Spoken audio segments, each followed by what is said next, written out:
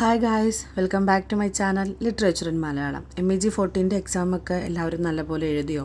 നമ്മൾ പ്രതീക്ഷിച്ച പോലെ ക്വസ്റ്റ്യൻ പാറ്റേൺ അല്ലായിരുന്നു, ചെറിയൊരു സ്ലൈറ്റ്ലി ഡിഫറൻസ് ഉണ്ടായിരുന്നു. എങ്കിലും നമ്മൾ ചെയ്ത വീഡിയോസിൽ നിന്നൊക്കെ മൂന്ന് ക്വസ്റ്റ്യൻസ് എന്തോ ചോദിച്ചിട്ടുണ്ടായിരുന്നു അല്ലേ?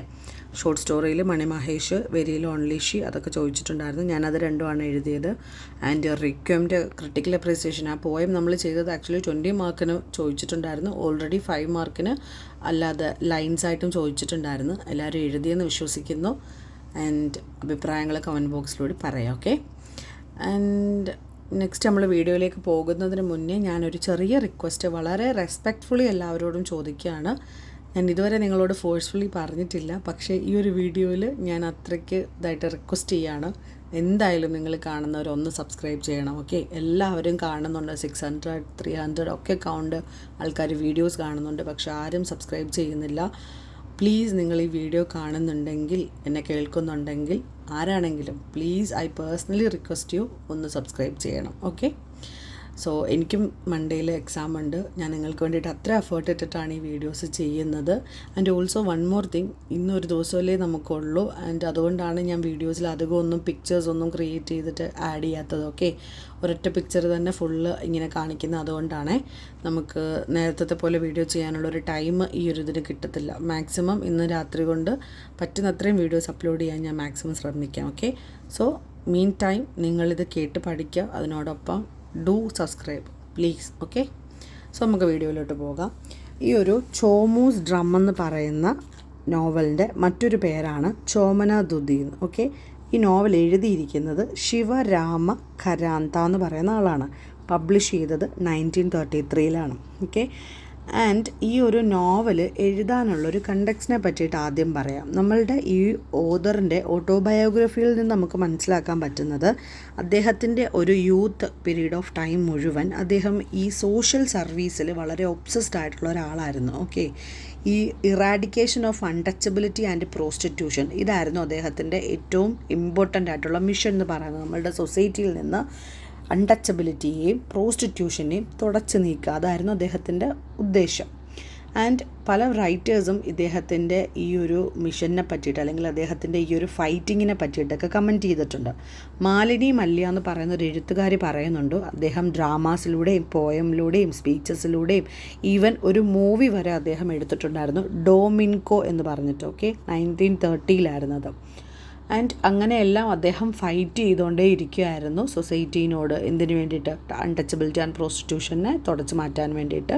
ആൻഡ് അതിൻ്റെ റിസൾട്ട് കണ്ടത് ഈ ഒരു നോവൽ ഇറങ്ങിയതിന് ശേഷം 3 or 4 ഡിക്കേഡ്സ് ലേറ്റർ ആണെന്ന് ഓർക്കണം. 3-4 വർഷമല്ല, 3-4 നൂറ്റാണ്ടുകൾക്ക് ശേഷമാണ് സ്ലൈഡ് റിസൾട്ട്സ് പോലും കണ്ടു തുടങ്ങിയെന്ന്. ഓക്കെ, അത്രയ്ക്കുണ്ടായിരുന്നു എന്നർത്ഥം. ആൻഡ് ഈ ഒരു നോവലിനെ പറ്റിയിട്ട് അദ്ദേഹത്തിൻ്റെ, അതായത് ഈ ഒരു നോവൽ എഴുതാനുള്ള സാഹചര്യത്തിനെ പറ്റിയിട്ട് അദ്ദേഹത്തിൻ്റെ 10 Phases of a Mad Mind, അതാണ് അദ്ദേഹത്തിൻ്റെ ഓട്ടോബയോഗ്രഫിയുടെ പേര്. അതിനകത്ത് പറയുന്നുണ്ട് എന്താണ് അതിൻ്റെ ഒരു കാരണം എന്ന്. At home where several religious restrictions were in place, the elders were never agreeable to our playing with the Shudra children. ഇതിൽ നിന്ന് നമുക്ക് മനസ്സിലാക്കാം, പുള്ളി himself doesn't belong to a untouchable caste. Okay, that something great അല്ലേ? അദ്ദേഹം ഒരു upper കാസ്റ്റിൽ നിന്ന് വരുന്നൊരു വ്യക്തിയാണ്. ആര്? ശിവരാമ ഖരാന്ത എന്ന് പറയുന്ന നമ്മളുടെ ഈ ഒരു നോവലിൻ്റെ ഓതർ എന്ന് പറയുന്നത്, he himself is not from an untouchable caste. പുള്ളി ഏതൊരു അപ്പർ കാസ്റ്റിലുള്ളതാണ്. ആൻഡ് അതാണ് നമ്മൾ ഇതിൻ്റെ കണ്ടക്സ്റ്റ് ഇമ്പോർട്ടൻ്റ് ആണെന്ന് ഞാൻ പറയുന്നത്. നമ്മൾ നോവലിനെ പറ്റിയിട്ട് എഴുതുമ്പം എന്തായാലും ഈ ഒരു കാര്യം നിങ്ങൾ മെൻഷൻ ചെയ്യാൻ മറക്കരുത് ഇൻട്രൊഡക്ഷനിൽ തന്നെ. ഓക്കെ, ആൻഡ് നോക്കിക്കേ, അദ്ദേഹത്തിൻ്റെ വീട്ടിൽ എൽഡേഴ്സ് ആരും ഇവരെ ശൂദ്ര എന്ന് പറയുന്നത് അൺടച്ചബിൾ കാസ്റ്റാണ്, അവരുമായിട്ട് കളിക്കാൻ സമ്മതിച്ചിരുന്നില്ല. ഓക്കെ, ദ ബില്ലവ എന്ന് പറയുന്നത് അനദർ കാസ്റ്റാണ്. അവർ ഈ ടോഡി, അതായത് നമ്മുടെ കള്ളൊക്കെ ചെത്തുന്ന അങ്ങനത്തെ ഗ്രൂപ്പാണ്. Okay, children were not allowed in to the schools. Billava എന്ന് പറയുന്ന കമ്മ്യൂണിറ്റിയിലുള്ള കുട്ടികളെ ഈവൻ സ്കൂൾസിൽ പോലും അലൗ ചെയ്തിരുന്നില്ല. Okay, and they had to take a bath if by chance they touch them. അറിയാതെ എങ്ങാണ് ആ കുട്ടികളെ തൊട്ട് പോയിട്ടുണ്ടെങ്കിൽ എന്ത് ചെയ്യണം എന്ന് പറയുന്നത്? കുളിക്കണം. ആൻഡ് ഒരു ഹോലേയ, അതായത് നമ്മളിപ്പം 3 പേരാണ്, 3ാമത്തെ പേരാണല്ലേ. ആദ്യത്തെ പേരെന്തായിരുന്നു? ശൂദ്ര, ദെൻ ബില്ലവ, ഇതിപ്പം മൂന്നാമത്തെ കാസ്റ്റാണ് പറയുന്നത് ഹോലേയ. അവരെ എങ്ങാനും ഇവർ സ്കൂളിൽ പോകുന്ന വഴി കാണുന്നുണ്ടെങ്കിൽ അവരുടെ നിഴലിൽ പോലും ചവിട്ടാതെ വേണം ഇവർ മാറിപ്പോകാമെന്നാണ് പറയുന്നത്. കാരണം അവരുടെ നിഴലിലെങ്ങാനും ചവിട്ടിപ്പോയാൽ ഇവർ പൊള്യൂട്ടഡ് ആയി പോകുമെന്നാണ് പറയുന്നത്. ഓക്കെ, ആൻഡ് ഈ ചിൽഡ്രൻസിനെ എല്ലാവരും എൽഡേഴ്സ് ഫോഴ്സ്ഫുള്ളി ഇതെല്ലാം ചെയ്യിച്ചിരുന്നു എന്നാണ് ഓതർ റീകളക്ട് ചെയ്യുന്നത്. എത്രത്തോളം ഇതിൻ്റെ ഈ അൺടച്ചബിലിറ്റിയുടെ ഒരു ഭീകരത ഉണ്ടെന്ന് മനസ്സിലാക്കാൻ വേണ്ടിയിട്ട് നമുക്കൊരു കാര്യം ചെക്ക് ചെയ്യാം. ഈ നോവൽ ഇറങ്ങിയത് എപ്പോഴാണ്? 1933 ഓക്കെ, അതിനും ശേഷം അപ്പോൾ നമ്മളുടെ ഓതറിന് എത്ര വയസ്സുണ്ടെന്ന് നമുക്ക് ഊഹിക്കാമല്ലോ. ആ ഒരു 20s ടൈമിലാണെന്ന് പറയുന്നുണ്ട്. ആൻഡ് അദ്ദേഹത്തെക്കാട്ടിലും 30 വയസ്സ് ഇളയ ഒരാൾ, ഓക്കെ, അദ്ദേഹത്തെക്കാട്ടിലും 30 വയസ്സിന് ചെറുപ്പമായുള്ള ഒരാൾ KV സുബ്ബണ്ണ എന്ന് പറയുന്ന ഒരു ഓതർ നോട്ട് ചെയ്യുന്നുണ്ട്. അതായത് അദ്ദേഹം റീകളക്ട് ചെയ്യാണ്, നമ്മളുടെ ഓതറല്ല, ഈ KV സുബ്ബണ്ണ റീകളക്ട് ചെയ്യുകയാണ് ഈ അൺടച്ചബിലിറ്റീനെ പറ്റിയിട്ട്. They were not allowed to mingle freely with the low caste people of the village. Okay, അവർക്കൊരു ക്ലിയർ സെപ്പറേഷനിൽ ജീവിക്കണമായിരുന്നു, അത്രയ്ക്ക് റെസ്ട്രിക്ഷൻസ് ഉണ്ടായിരുന്നു. ആൻഡ് അവരുടെ വീട്ടിലേക്ക് എൽഡേഴ്സ് വിചാരിച്ചിരുന്നത് ഈ ഒരു പീപ്പിളുമായിട്ട് അങ്ങാണ് മിങ്കിൾ ചെയ്ത് പോയാൽ ഈ കുട്ടികളുടെ ലാംഗ്വേജ്, ക്യാരക്ടർ, മൈൻഡ്, ഇൻ്റലക്റ്റ് ഇവയെല്ലാം പൊള്യൂട്ടഡ് ആയി പോകുന്നതാണ് പറയുന്നത്. ഓക്കെ, സോ ഈ സുബ്ബണ്ണ ഫർദർ പിന്നെയും ഓർത്തെടുക്കുകയാണ്. Obsessive compulsion to be called supreme heart created such an inhuman tradition in the form of caste system. Okay, ഇപ്പം എന്താ പറയുന്നത്? തങ്ങൾ സുപ്പീരിയർ ആണ് എന്ന് മറ്റുള്ളവർ കരുതാൻ വേണ്ടിയിട്ട്, അല്ലെങ്കിൽ അങ്ങനെ മറ്റുള്ളവർ ചിന്തിക്കുന്നത് ഒരു കൈൻഡ് ഓഫ് പൊങ്ങച്ചം പോലെയാണല്ലോ, ആ ഒരു കാര്യത്തിന് വേണ്ടിയിട്ട് വളരെയധികം ഇൻഹ്യൂമനായിട്ടുള്ള, മനുഷ്യത്വം ഇല്ലാത്ത പോലത്തെ പ്രവർത്തികളാണ് കാസ്റ്റ് സിസ്റ്റത്തിൻ്റെ പേരിൽ ഈ അപ്പർ കാസ്റ്റ് കാണിച്ചു വന്നിരുന്നതിന്. അപ്പം നിങ്ങൾ ഓർക്കണം, നമ്മളുടെ ഓതറിനെ കാട്ടിലും, അതായത് നമ്മളുടെ നോവൽ ഇറങ്ങിയത് 1933 അപ്പോൾ പുള്ളിക്ക് ഒരു 20 വയസ്സുണ്ടെങ്കിൽ അന്നതിന് ശേഷവും 30 വർഷത്തിന് എളുപ്പമുള്ളൊരു വ്യക്തി എന്ന് പറയുമ്പോൾ അത്രയും കാലഘട്ടങ്ങൾ കഴിഞ്ഞു പോയി. അന്നേരം പോലും ഈ ഒരു കാര്യം അൺടച്ചബിലിറ്റി എന്ന് പറയുന്ന ഒരു സാധനം ഇത്രയും സ്ട്രിക്റ്ററായിട്ട് ഫോളോ ചെയ്യുന്നുണ്ട് എന്നുള്ളത് ഒരു ഭീകര സത്യം തന്നെയാണല്ലേ. ഇതിലിങ്ങനെ പല ഓതേഴ്സ് പറയുന്ന കാര്യങ്ങളായിട്ട് പറയുന്നുണ്ട്, അതായത് ഓരോരുത്തർ റീകളക്ട് ചെയ്തെടുക്കുന്നതായിട്ട് പറയുന്നുണ്ട്. സൗത്ത് കാനറ എന്ന് പറയുന്ന സ്ഥലത്ത് ഈ സ്ലേവ്സിന് അല്ലെങ്കിൽ ഈ അൺടച്ചബിൾസിന് അവരുടെ കുടിലുകൾ കെട്ടണമെങ്കിൽ ഈ ആൾക്കാർ താമസിക്കുന്ന അപ്പർ കാസ്റ്റ് ആൾക്കാർ താമസിക്കുന്നിടത്തുനിന്നും വളരെ ദൂരെ ആയിരിക്കണം അവരുടെ കുടിലുകളുണ്ടത്. ഓക്കെ, ആൻഡ് എന്തെങ്കിലും ഒരു ആവശ്യത്തിന് ഇവരുടെ അടുത്തോട്ട് ഇവർക്ക് വരാൻ അനുവാദമില്ല. ഓക്കെ, ഇവരുടെ വീടിനടുത്തോട്ടോ അല്ലെങ്കിൽ ഇവർ നിൽക്കുന്നിടത്തോട്ടോ ഒന്നും ഡയറക്റ്റ് കയറി വരാനുള്ള അനുവാദം ആർക്കുമില്ല. അങ്ങനെ വന്നാൽ തന്നെ ഇവരെ ഭയങ്കരമായിട്ട് ഷെയിം ചെയ്യുകയും ദ്രോഹിക്കുകയൊക്കെ ചെയ്യുമായിരുന്നേ. ഇനി നോവലിനെ പറ്റി പറയാം. ഈ ഒരു ചോമന ദൂതി അല്ലെങ്കിൽ ചോമാസ് ഡ്രം എന്ന് പറയുന്ന ഈ ഒരു നോവലിൽ കാണിച്ചിരിക്കുന്നത് ഒരു ഹോലേയ കമ്മ്യൂണിറ്റിയിൽ നിന്ന് വരുന്ന ഒരാളുടെ ലൈഫിനെ പറ്റിയിട്ടാണ്. ഓക്കെ, ദക്ഷിണ കന്നഡ ഡിസ്ട്രിക്റ്റിലുള്ള ഹോലേയ കമ്മ്യൂണിറ്റിയിൽ നിന്നും വരുന്ന ചോമ എന്ന് പറയുന്ന ഒരു അൺടച്ചബിൾ ആയിട്ടുള്ള ആളുടെ ലൈഫിനെ പറ്റിയിട്ടാണ് ഈ ഒരു നോവലിൽ പറയുന്നത്. സോ ഈ നോവലിൻ്റെ പ്രിഫേസിൽ പറയുന്ന ഡീറ്റെയിൽസ് അനുസരിച്ചിട്ട് ഈ ഹോലേയാസിനെ ഡിസ്ട്രിക്റ്റിനനുസരിച്ചിട്ട് വേരിയസ് സബ് കാസ്റ്റായിട്ട് ഡിവൈഡ് ചെയ്തിട്ടുണ്ടായിരുന്നു. ആ കാസ്റ്റുകളുടെ പേരാണ് Mera, Byra, Ajila, Mari, Mundala and others. Okay, Mera MERA Mera, BYRA Byra, AGILA Ajila, MARI Mari, MUNDALA Mundala. ഇത്രയായിരുന്നു ഈ സബ് കാസ്റ്റ് എന്ന് പറയുന്നത്. ഈ ഹോലേയ കമ്മ്യൂണിറ്റീനെ തന്നെ സബ് കാസ്റ്റുകളായിട്ട് ഡിഫറൻസ് ചെയ്തിരുന്നതാണ്. ആൻഡ് ഇവരോട് കാണിക്കുന്ന വേർതിരിവുകൾ ഓരോ റീജൻസ് അനുസരിച്ച് ഇങ്ങനെ മാറുമെന്നാണ് പറയുന്നത്. ചിലയിടത്ത് ഇന്ന ആൾക്കാർക്ക് ഇന്ന ജോലി ചെയ്യാമെന്ന് പറയും, മറ്റു ചിലയിടത്ത് വേറെ ചില ആൾക്കാർക്കായിരിക്കും ആ ജോലി ചെയ്യാൻ അനുവാദമുള്ളത്. അങ്ങനെ റീജൻസ് അനുസരിച്ച് ഇവരോട് കാണിക്കുന്ന ഡിസ്ക്രിമിനേഷനിൽ വരെ ചേഞ്ച് ഉണ്ടെന്നാണ് പറയുന്നത്. സോ ഈ മേര ഹോളയാസ്, അതായത് MERA മേര ഹോളയാസിന് മാത്രമാണ് കൾട്ടിവേഷണൽ ആക്ടിവിറ്റീസ്, ഫാമിംഗ് പോലുള്ളതൊക്കെ ചെയ്യാനുള്ള അനുമതി ഉണ്ടായിരുന്നത്. ആ ഒരു സൊസൈറ്റിയിൽ മാരി ഹോളയാസിന് MARI മാരി ഹോളയാസിനെ വളരെ ഈ ലോ കാസ്റ്റിൽ നിന്നും ഏറ്റവും ലോ കാസ്റ്റ് ആയിട്ടാണ് കൺസിഡർ ചെയ്തിരുന്നത്. ആൻഡ് അവർക്ക് ഈ ഒരു ഫാമിങ്ങിൻ്റെ ഓപ്പർച്യൂണിറ്റി അനുവദിച്ചിരുന്നില്ല. ഓക്കെ, സോ ഈ ഒരു ആൾക്കാരുടെ ഷെയ്ഡ്സ് പോലും അവോയ്ഡ് ചെയ്യണം എന്നായിരുന്നു പറഞ്ഞിരുന്നത്. നേരത്തെ നമ്മൾ പറഞ്ഞാൽ ഇവരുടെ നിഴൽ പോലും, ആരുടെ, മാരി ഹോളയാസിൻ്റെ നിഴൽ പോലും തട്ടാൻ പാടില്ലെന്നുള്ളൊരു വിശ്വാസത്തിലായിരുന്നു അന്നത്തെ ആ ഒരു അപ്പർ ക്ലാസ്സസ് ഉണ്ടായിരുന്നത്. ഓക്കെ, അവർ എങ്ങനെയാണ് സർവൈവ് ചെയ്തു വന്നിരുന്നത്? ലെഫ്റ്റ് ഓവർ ആയിട്ടുള്ള ഫുഡ് കഴിച്ചിട്ട് ചത്ത ചത്തുപോയിട്ടുള്ള കാറ്റൽസിനെ കഴിച്ചിട്ട് ജീവിച്ചിരിക്കുന്നതിനെ കൊന്നു തിന്നാനൊന്നും അവർക്ക് അനുവാദമില്ല. ചത്തുപോയിട്ടുള്ളതിനെ എവിടെയെങ്കിലും കിടന്ന് കിട്ടുവാണെങ്കിൽ അതിനെ വല്ലതും എടുത്തിട്ട് വന്നിട്ട് അതേപോലെ തന്നെ വളരെ മീനിയലായിട്ടുള്ള ജോബ്സ് ചെയ്തിട്ട്, മീനിയൽ ജോബ്സ് എന്ന് പറഞ്ഞാൽ എന്താണ്, തരം താഴ്ന്ന ജോലിയായിട്ട് കണക്കാക്കപ്പെടുന്നത്.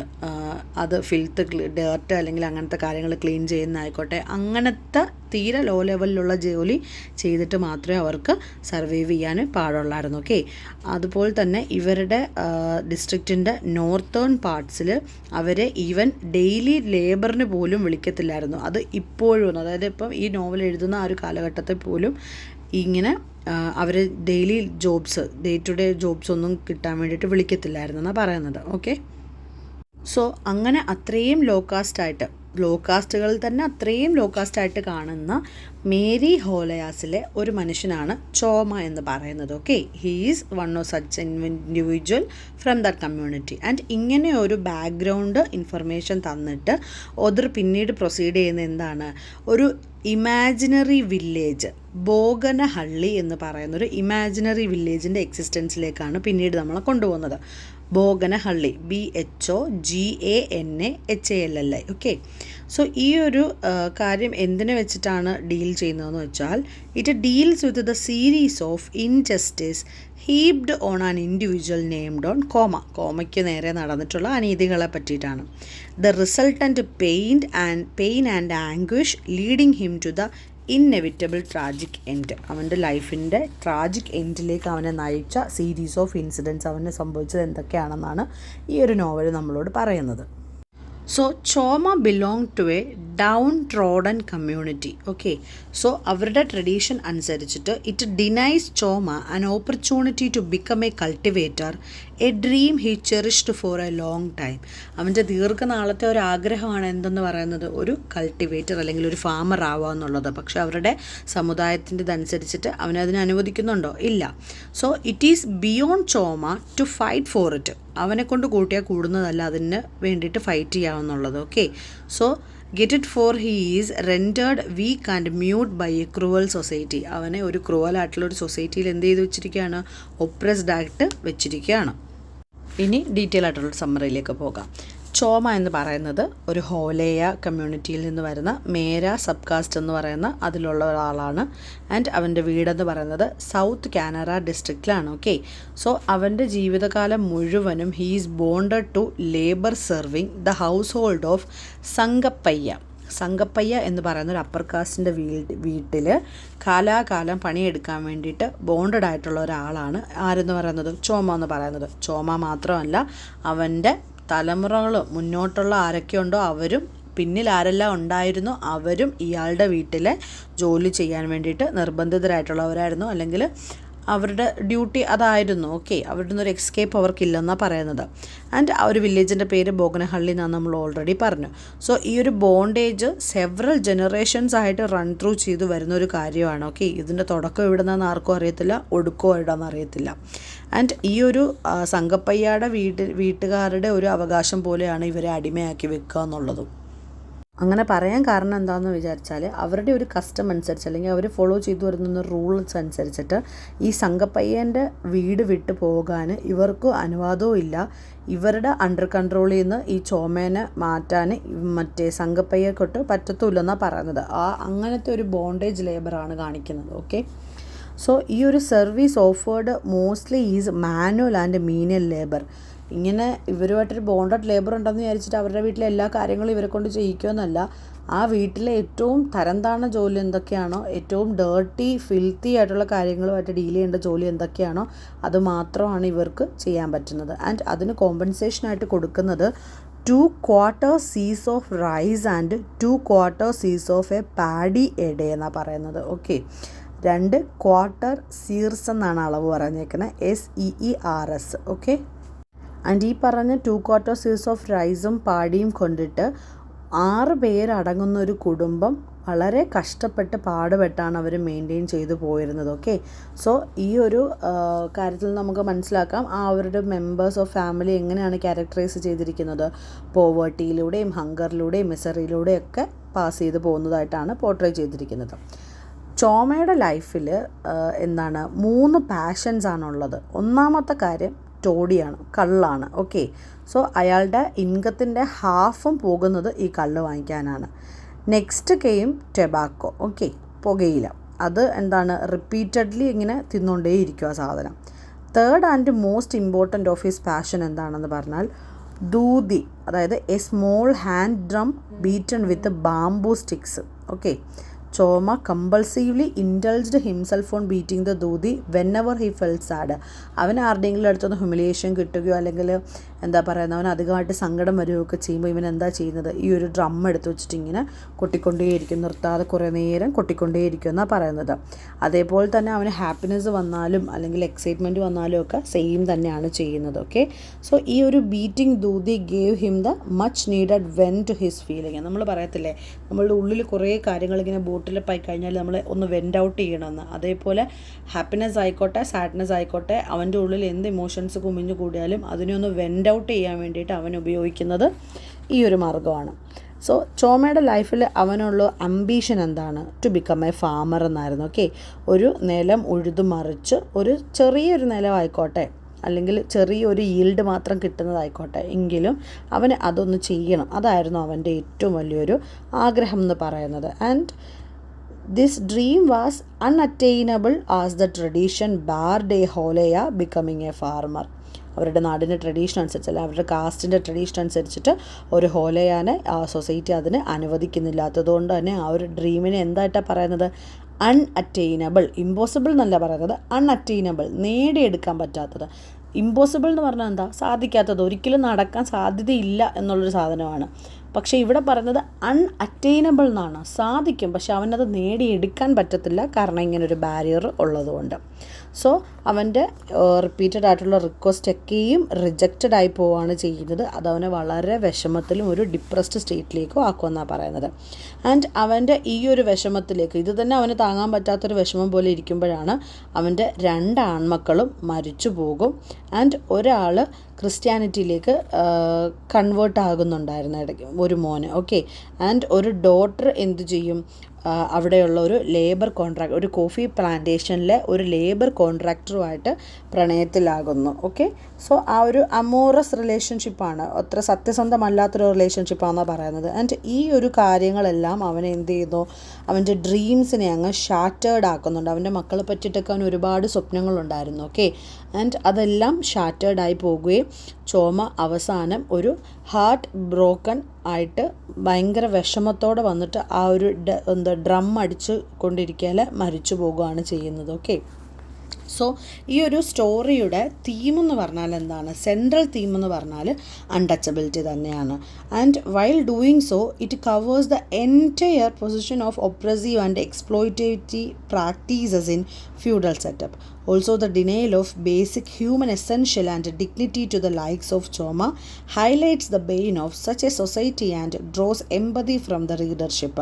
വായനക്കാരിൽ ചോമയിലേക്കൊരു എമ്പതി കൊണ്ടുവരാൻ അല്ലെങ്കിൽ ക്രിയേറ്റ് ചെയ്യാൻ സാധിക്കുന്ന രീതിയിലാണ് നമ്മളുടെ ഓതർ ഈ നോവൽ എഴുതിയിരിക്കുന്നത്. ആൻഡ് നമുക്ക് ഇതുവരെ നമ്മൾ കണ്ടിട്ടുള്ള എല്ലാ അൺടച്ചബിലിറ്റി നോവലിൻ്റെയും പോലെ തന്നെ ചോമയുടെ ലൈഫിൻ്റെ എന്താ പറയുക, നിസ്സഹായാവസ്ഥയിലേക്കാണ് നമ്മൾ ഈ ഒരു നോവൽ കൊണ്ടുപോകുന്നത്. ഓക്കെ, അവനോടൊപ്പം തന്നെ നമുക്കും ആ ഒരു വേദനകൾ ഫീൽ ചെയ്യുന്നത് പോലെയാണ്.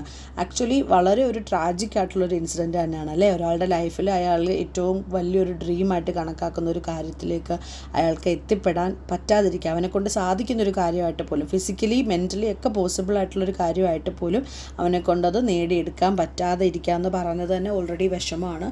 അതിനോടൊപ്പം ഉള്ള 2 ആൺമക്കളും മരിച്ചു പോകുന്നു, ഒരു മോളുള്ളതാവട്ടെ ഇതേപോലത്തെ ഒരു റിലേഷൻഷിപ്പിൽ അകപ്പെട്ടു പോകുകയും ചെയ്യുന്നു. ലാസ്റ്റ് ഹേർട്ട് ബ്രോക്കൺ ആയിട്ടാണ് നമ്മുടെ ചോല മരിക്കുന്നത്. ഓക്കെ, ഇതാണ് നമ്മളുടെ സ്റ്റോറിയുടെ നോവലിൻ്റെ സമ്മറി എന്ന് പറയുന്നത്. ഇനി ഇതിലെ ഒരു ക്വസ്റ്റ്യൻ്റെ ആൻസർ നമുക്ക് നോക്കാം. ആൻഡ് ഈ ആൻസറിലൂടെയും കുറച്ച് പോയിൻറ്റ്സ് നിങ്ങൾക്ക് കിട്ടാനുണ്ട്. ഓക്കെ, നാം പറഞ്ഞ സമ്മറിയും ഈ പോയിൻറ്റുകളും, അതായത് ഈ ആൻസറിൽ പറയാൻ പോകുന്ന പോയിൻറ്റുകളും കൂടി ആഡ് ചെയ്തിട്ട് വേണം നിങ്ങൾ ആൻസർ ചെയ്യാൻ. ഓക്കെ, സോ ക്വസ്റ്റ്യൻ വരുന്നതെന്ന് വെച്ചാൽ ഈ ഒരു നമ്മളുടെ ഈ ഒരു ചോമയുടെ നോവലെന്ന് പറയുന്നത് full of contrast and polarities ആണെന്നാണ് പറയുന്നത്. അതായത് ഓപ്പോസിറ്റ് തീമുകൾ പോലെയാണ് എല്ലാം ത്രൂ ഔട്ട് ഈ ഒരു നോവൽ എഴുതിയിരിക്കുന്നതെന്നാണ് പറയണത്. And the novel Choma's drum is full of contrast and opposites. Okay, so ഈ ഒരു കോൺട്രാസ്റ്റ് അപ്പിയർ ചെയ്യുന്നത് വളരെ ഫസ്റ്റ് ചാപ്റ്റർ തൊട്ട് തന്നെ ഏറ്റവും എൻഡ് വരെയും ഈ ഒരു കോൺട്രാസ്റ്റ് കാണുന്നുണ്ടെന്നാണ് പറയുന്നത്. ഈ കോൺട്രാസ്റ്റ് എന്തിനാണ് കൊടുത്തിരിക്കുന്നതെന്ന് വെച്ചാൽ to make the reader understand the tension, conflicts and inequalities of Choma's world. Okay, ചോമയുടെ ലോകത്ത് നടക്കുന്ന ഇനിക്വാലിറ്റീസ് എന്തൊക്കെയാണ്, കോൺഫ്ലിക്റ്റ് എന്തൊക്കെയാണ്, അവിടെ റൈസപ്പ് ആകുന്ന ടെൻഷൻ എങ്ങനെയാണ്, അതൊക്കെ കാണിക്കാൻ വേണ്ടിയിട്ടാണ്. ഓക്കെ, സോ എന്തൊക്കെയാണ് ആ ഒരു ഓപ്പോസിറ്റ്സ് എന്ന് നോക്കാം. ദെൻ സൗണ്ട് ആൻഡ് സൈലൻസ് കാണിക്കുന്നുണ്ട്. സൈലൻസ് ആയിട്ട് കാണിക്കുന്നത് എന്താ, ഫോറസ്റ്റിനെ സൈലൻസ് ആയിട്ട് അവിടെ കാണിക്കുന്നുണ്ട്. ഫോറസ്റ്റ് ഇങ്ങനെ സൈലൻ്റ് ആയിട്ട് നിൽക്കുന്നു എന്നൊക്കെ പറഞ്ഞിട്ട് എക്സ്പ്ലെയിൻ ചെയ്യുന്നുണ്ട്. ആൻഡ് ആ ഒരു സൈലൻസ് വളരെ ഹെവിയും അതുപോലെ പേടിപ്പെടുത്തുന്നതുമായിട്ട് നമുക്ക് ഫീൽ ചെയ്യും. Okay, so it is described as total silence. Partial silence ആയിട്ടല്ല, മൊത്തം ഒരു മൂകതയാണ് ചുറ്റിനും, ആ ഒരു വില്ലേജിൻ്റെ ചുറ്റിനും അല്ലെങ്കിൽ ഇവർ ജീവിക്കുന്നിടത്തെന്നുള്ള രീതിയിലൊക്കെയാണ് എഴുതിയിരിക്കുന്നത്. ആൻഡ് അഗെയിൻ അതിൻ്റെ ഓപ്പോസിറ്റായിട്ട് സൗണ്ട് വരുന്നുണ്ട്. Okay, against this silence cum sound. എന്താണ്, ദ ഗ്രോൾ ഓഫ് പാന്തർ, അതുപോലെ തന്നെ ഒരു ഔള് സ്ക്രീച്ച് ചെയ്യുന്നതായിട്ട്, ആൻഡ് ഇൻസെക്ട്സിൻ്റെയൊക്കെ ചീവീടിൻ്റെയൊക്കെ പോലത്തെ സൗണ്ട്. ഓക്കെ, ഈ ബോത്ത് സൈലൻസ് ആൻഡ് സൗണ്ട്സ് എന്താ ചെയ്യുന്നത്, ഓപ്പോസിറ്റ്സ് ആയിട്ട് നിന്നുകൊണ്ട് ഒരു ഫീലിംഗ് ക്രിയേറ്റ് ചെയ്യാണ്. That like sound exist only to remind us of silence. Okay, അത് ആ ഒരു ഡിഫറൻസ് ആണ് അവിടെ കാണിക്കുന്നത്. അത് ഓഫ് കോഴ്സ് ഒരു പൊളാരിറ്റി ആണല്ലേ. അപ്പം ഇത് റിയലി എന്താ മീൻ ചെയ്യുന്നതെന്ന് വെച്ചാൽ സൗണ്ടും സൈലൻസും എക്സിസ്റ്റ് ടുഗദർ, സെപ്പറേറ്റ് ആയിട്ടല്ല, they exist together and they form the atmosphere of Bonkana village. ആ ഒരു വില്ലേജിൻ്റെ അറ്റ്മോസ്ഫിയർ ക്രിയേറ്റ് ചെയ്യുന്നത് ഈ ഒരു സൈലൻസും ഈ ഒരു സൗണ്ടും കൂടി ഒരുമിച്ചാണെന്നാണ് പറയുന്നത്. ആൻഡ് നമ്മളുടെ ഈ ഒരു സ്റ്റോറി മൂവ് ഓൺ ചെയ്യുന്നതിനോടനുസരിച്ചിട്ട് ഈ മിക്സ്ചർ ഓഫ് സൗണ്ടും സൈലൻസും എല്ലായിടവും ഫോളോ ചെയ്യുന്നുണ്ടെന്നാണ് പറയുന്നത്. ഫോർ എക്സാമ്പിൾ പറഞ്ഞാൽ നമ്മളുടെ ചോമ പോയിട്ട് ഈ സംഗപ്പയ്യനോട് ഈ ഒരു നിലം ആവശ്യപ്പെടുന്നുണ്ടല്ലോ, നമുക്ക് എന്ന് പറയുന്ന കൃഷി ചെയ്യാൻ വേണ്ടിയിട്ട് നിലം ചോദിക്കുന്നുണ്ട്.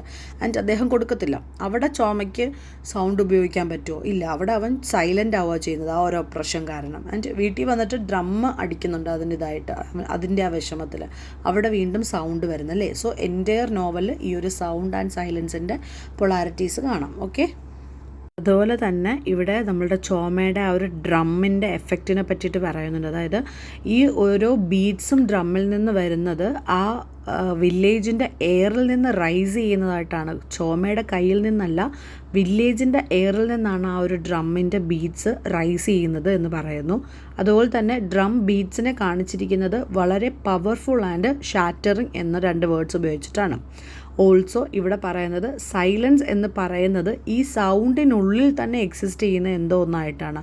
ദാറ്റ് മീൻസ് ആ ഡ്രമ്മിൽ കൂടി സൗണ്ട് വരുന്നുണ്ട്, ആ സൗണ്ടിനകത്ത് എക്സിസ്റ്റ് ചെയ്യുന്നത് എന്താണ്, സൈലൻസ് ആണ്. ആ സൈലൻസ് എന്താണ്, ഒപ്രഷൻ. ഓക്കെ, സോ ഈ ഡ്രം റോള് എങ്ങനെയാണ്, ഹില്ലോക്ക് ടു ഹില്ലോക്ക്, മലനിരകളിൽ തൊട്ട് മലനിരകൾ വരെ കേൾക്കുന്നു, എക്കോ ചെയ്തു റീഎക്കോ ചെയ്ത് ഇങ്ങനെ നടക്കുകയാണെന്നാണ് പറയുന്നത്. സംടൈംസ് വളരെ സ്ലോ ആണ്, ഒരു ഹാമർ ഇങ്ങനെ അടിക്കുന്ന പോലെ പതുക്കെ. സംടൈംസ് ഒരു അനിമലിൻ്റെ ലാസ്റ്റ് ഹേർട്ട് ബീറ്റ് പോലെ വളരെ ഫാസ്റ്റ് ആയിരിക്കും. ഈ ഒരു ഡ്രം റോളിനെ പറ്റിയിട്ടാണ് പറയുന്നത്. ഓക്കെ, സോ ഈ ഒരു ബീറ്റ്സ്, അതായത് ഡ്രമ്മ് ഇവൻ അടിക്കുന്നത് ഒരു 8 or 10 മിനിറ്റ്സോളം ഇങ്ങനെ നീണ്ടു നിൽക്കുന്നതായിട്ടും പറയുന്നുണ്ട്. Then slow movement versus sudden stop, രണ്ടാമത്തെ പറയുന്ന ഒരു പൊളാരിറ്റിയാണ്. അതായത് ഇതിൽ റൈറ്റിംഗ് സ്റ്റൈൽ എന്ന് പറയുന്നത് വളരെ സ്ലോ, സ്റ്റഡി ആൻഡ് അൺഹറീഡ് ആണ്. ഹറി ചെയ്യുന്നില്ലെന്നാണ് പറയുന്നത്. സെൻറ്റൻസൊക്കെ വളരെ ഗ്രാജ്വലി അൺഫോൾഡ് ചെയ്ത് നമ്മളെ കൊണ്ട്, റീഡറിനെ കൊണ്ട് ഓരോ കാര്യങ്ങളും ഫീൽ ചെയ്യിച്ച് അത് നമ്മളുടെ ഉള്ളിൽ തന്നെ എക്കോ ചെയ്ത് റിഫ്ലക്റ്റ് ചെയ്താണ് സ്റ്റോറി മുമ്പോട്ട് പോകുന്നത്. ബട്ട് സഡൻലി ഈ ഒരു എന്താ പറയുന്നത് ടെൻഷൻ വീണ്ടും ക്രിയേറ്റ് ചെയ്യുന്നു. സഡൻ സ്റ്റോപ്പ് വരുന്നു, സ്ലോ മൂവ്മെൻറ്റ് വന്നിട്ട് പെട്ടെന്നൊരു സഡൻ സ്റ്റോപ്പ് വരുന്നു എന്നാണ് പറയുന്നത്. അത് ഈ ഒരു ഡ്രം ഇങ്ങനെ കൊട്ടിക്കൊണ്ടേ ഇരുന്നിട്ട് പെട്ടെന്ന് അബ്രപ്റ്റായിട്ട് അങ്ങ് നിർത്തുന്നതാണ് പറയുന്നത്. Sound and completely silence take over totally. ഇവിടെയും രണ്ടിലും slow movement versus sudden stop വരുന്നു, അവിടെയും സൗണ്ടും സൈലൻസും വരുന്നുണ്ട്. ദെൻ വരുന്ന ഒരു കോൺട്രാസ്റ്റ് ആണ് ബോഘന വില്ലേജും അതുപോലെ തന്നെ തൊട്ടടുത്തുള്ള വില്ലേജായിട്ടുള്ള പഞ്ചായ ഇതിലൊരു സീനിൽ കാണിക്കുന്നുണ്ടെന്ന് പറയുന്നു.